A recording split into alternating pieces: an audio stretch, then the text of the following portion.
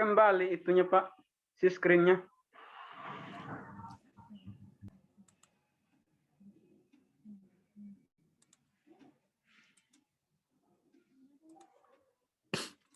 Oke, sekarang kita lihat ya, sekali lagi. Kita lihat ciri-ciri hidup yang berhasil menurut teologi Amsal. Apa saja itu? Yang pertama adalah kebenaran. Ini yang namanya keberhasilan. Jadi kalau Anda berjalan dalam ketidakbenaran, maka tidak ada yang namanya apa? Keberhasilan. Lah, mungkin kita bilang gini, orang itu nggak benar hidupnya kok dia bisa berhasil. Lihat baik-baik, kepuasannya itu berbeda.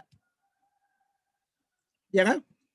Kepuasannya itu berbeda. Nah, makanya yang diminta daripada kita adalah kebenaran yang sesuai dengan standar firman itu. Nah, itulah yang harus kita bangun. Supaya apa? Supaya kita ini bisa menjadi orang yang berhasil. Yang kedua adalah orang yang membenci yang palsu. Ya, yang palsu. Jadi kita harus apa? Suka dengan yang original. Ya, jadi jangan istilahnya itu hanya yang apa? Yang ya ini kelihatan yang KW. Jadi nanti bisnis juga yang KW terus. Ditanya, ini asli apa palsu? Asli kok katanya gitu, padahal KW. Saya pernah loh saudara, saya beli sepatu Skechers. Lalu promosinya Skechers itu katanya dari pabrik, ya pokoknya Skechers itu bagus katanya gitu. Ya, saya membayangkan Skechers itu, Skechers yang dimaksud itu adalah Skechers seperti yang di toko-toko itu, yang saya gemarin itu gitu loh, yang saya suka memakainya.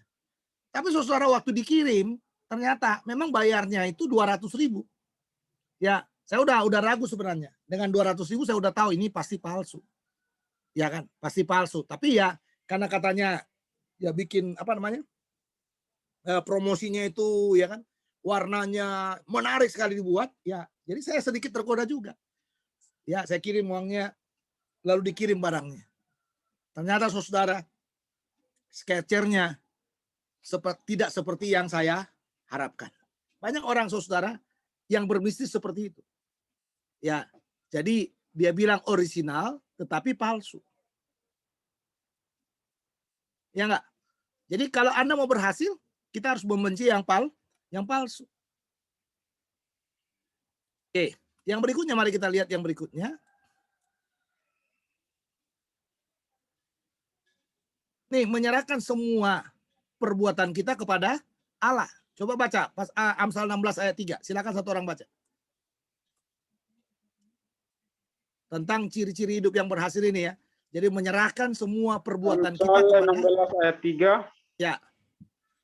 Serahkanlah perbuatanmu kepada Tuhan, maka terlaksanalah segala rencanamu. Ya, serahkanlah perbuatanmu kepada Tuhan, serahkanlah segala programmu kepada Tuhan, serahkanlah segala pekerjaanmu kepada Tuhan, serahkanlah segala sesuatu yang engkau lakukan setiap hari kepada Tuhan.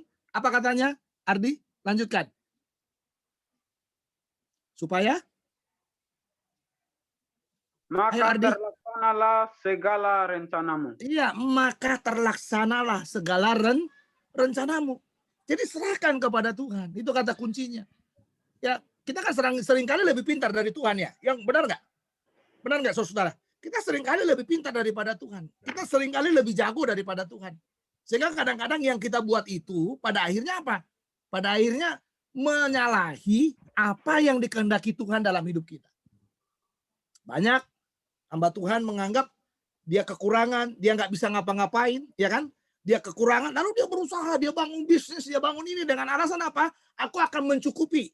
Hati-hati, saudara yang sedang menulis skripsi tentang ini, ya. Jadi dia bangun bisnis, saya buat ini dengan catatan supaya apa? Supaya nanti semua yang kudapatkan dari bisnis ini akan saya pakai untuk pelayanan. Tapi begitu mamon itu mulai datang, dia kaya, semuanya kaya. Ternyata dia orang yang paling pelit dari semua orang. Bayar perpuluhan juga kagak. Malahan dia katakan, saya hamba Tuhan, saya imam. Seharusnya kalian yang kasih perpuluhan, katanya gitu. Padahal dia lupa. Perpuluhan itu adalah untuk apa? Untuk pekerjaan Tuhan. Ya kan? Perpuluhan itu untuk pekerjaan Tuhan loh, bukan untuk hamba Tuhan. Jangan salah. Ya, karena dikatakan apa? Supaya ada makanan di dalam rumahku. Supaya ada kecukupan dalam rumahku. Itu kata kuncinya. Ya, jadi jangan anggap kalau Anda kita sebagai hamba Tuhan, ya lalu kita ini penerima perpuluhan. Enggak. Perpuluhan itu harus diserahkan kepada gereja. Bendahara gereja lah yang mengelolanya, dikelola dengan baik, diatur dengan baik. Ya, berapa potong buat pendeta dari situ, berapa potong buat misi, berapa potong untuk pekerjaan Tuhan yang lain.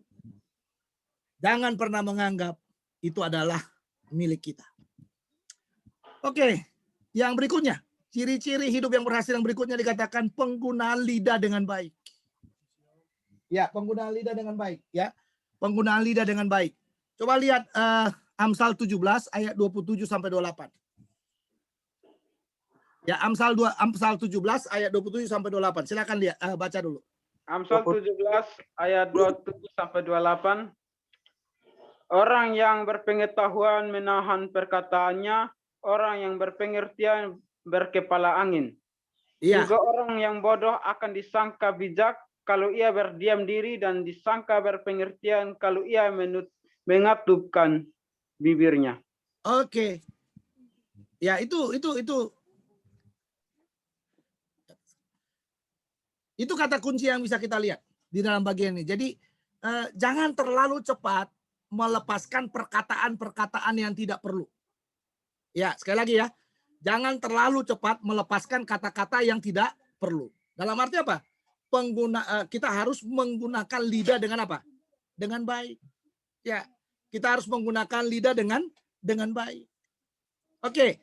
Lalu yang berikutnya dikatakan adalah yang berikutnya itu adalah orang yang mencintai hikmat. Ya. Orang yang mencintai hikmat. Coba lihat di sana. Pasal 19 ayat 8. Ya. Pasal 19 ayat 8. Ya. Siapa memperoleh akal budi, mengasihi dirinya, siapa berpegang pada pengertian, mendapat kebahagiaan. Iya, itu dia. Jadi ini kata kuncinya, mencintai hikmat itu. Jadi kalau kita mau berhasil, ya cintailah hikmat. Ya, semakin pertajamlah akal budi. Lalu yang berikutnya adalah kerendahan hati dan takut akan Tuhan. Ini ciri-ciri dari hidup yang berhasil. Coba baca Amsal 22 ayat 4. Ayo silakan, Amsal 22 ayat 4. Amsal 22 ayat 4. Ganjaran kerendahan hati dan takut akan Tuhan adalah kekayaan, kehormatan, dan kehidupan. Nah, itu dia. Ganjaran kerendahan hati dan takut akan Tuhan itu penting. Ya, supaya kita menjadi orang yang berhasil. Alias apa? Jangan sombong. Ya, jangan sombong. Oke. Ya, sampai di sini. Kalau ada yang mau bertanya, silakan bertanya sebelum kita melihat hal-hal yang dibenci oleh Tuhan. Ya. Hal-hal yang dibenci oleh Tuhan.